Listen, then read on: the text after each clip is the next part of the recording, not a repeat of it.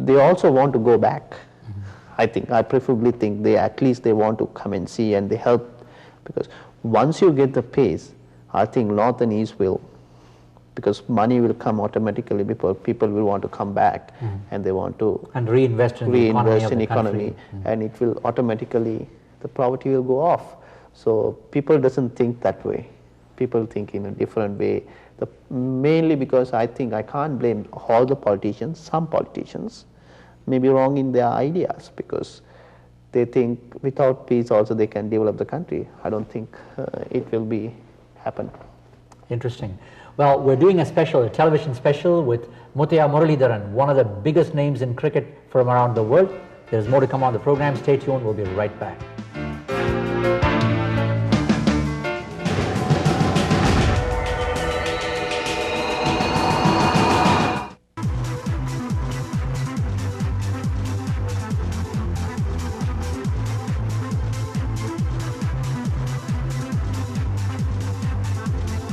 They are back to finish the game. Be part of the biggest cricket event in North America on Saturday, March 3rd at Rogers Centre, Toronto. Come, watch the Legends of Cricket Live, presented by RBC, brought to you by Employee.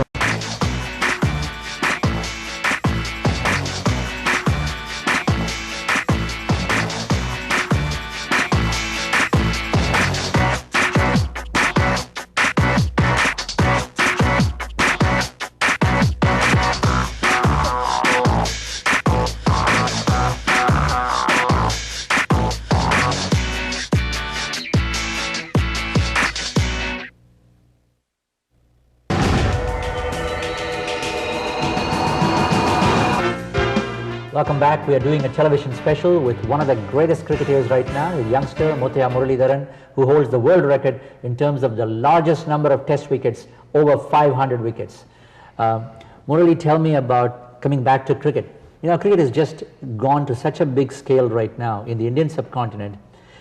From what I understand, India is now the largest, the Cricket Control Board in India is the richest in the world. And Indian subcontinent prices have shot way high compared to even other European countries, like including United Kingdom, where cricket was born, and Australia or New Zealand and other countries. So the recent cricket rights were among, for instance, they were talking about price of $308 million US. That's a huge whopping figure. But there's been a lot of lawsuits now going on. So cricket has become a huge affair, but it's also become a power struggle now in terms of a commercial venture. At a time like this, I'm sure cricket stars are being now endorsing product. I'm sure biggest corporations that have approached you to endorse their product as well for you, like Coca-Cola, Pepsi, the biggest of automobile dealers around the world.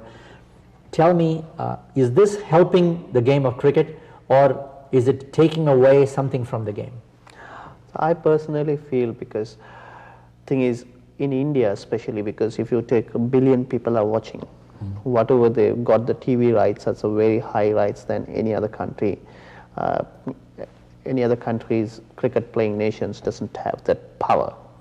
So the TV rights is very high there. So everyone wants to play India. Then, because the system is like this, because if you have home tour, you own the rights. And if Australia plays India, so the TV rights is very high. So whoever plays India, the TV rights will be very high. India or Pakistan also, that capacity, they don't have the capacity as India. So at the moment, India is in TV rights wise, India is controlling the market. But thing is, this money comes to the cricket boards, a lot of boards, like, I don't know about the Western, even subcontinent, if you say the money comes to the board, but they are not properly invested on cricketers. Basically, so it doesn't mean that, a huge royalty like that, a large chunk of that automatically doesn't go to the 16 players or 15 players who are chosen. No, because if you take a top player in India, he will earn only from cricket board, because if they get even 300 million for the 4 years or something dollars, and if they want to professionally, if you want, they will get only about $200,000 to $300,000 a year. So that's not because a top player, whereas, like Sachin Tendulkar. Whereas in America, football, NFL, and CFL leagues for that matter, or National Hockey League, these stars are paid paid millions of dollars and huge sums of money in contracts, Yeah. including tennis and golf. Yeah, but that kind of a money the cricketers doesn't earn.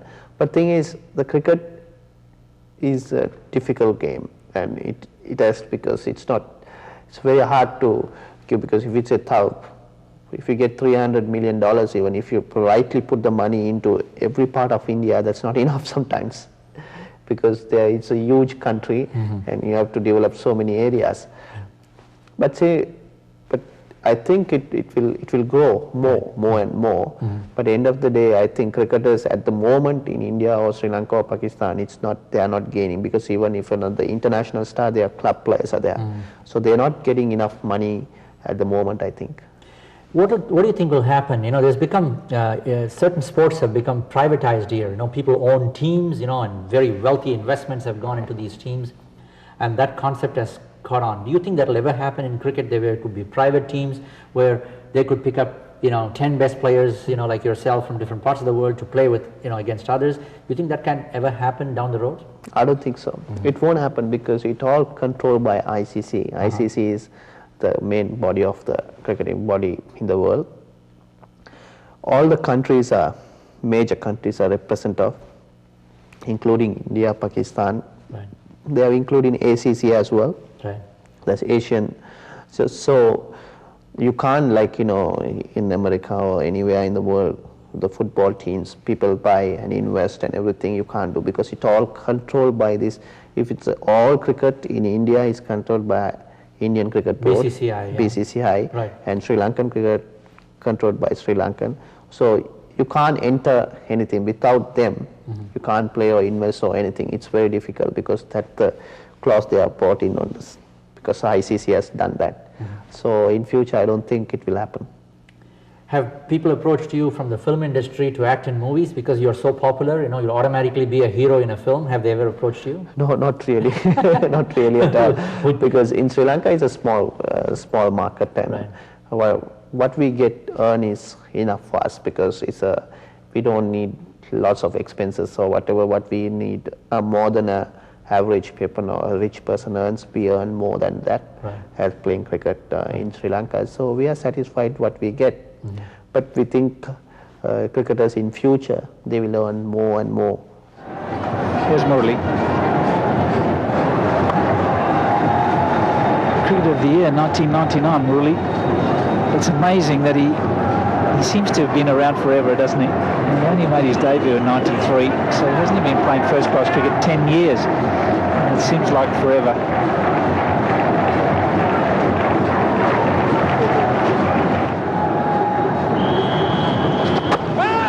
And that's bowled. Brilliant bowling from Murali. He stripped them away in the previous over, and he's bowled a straighter one on leg stump.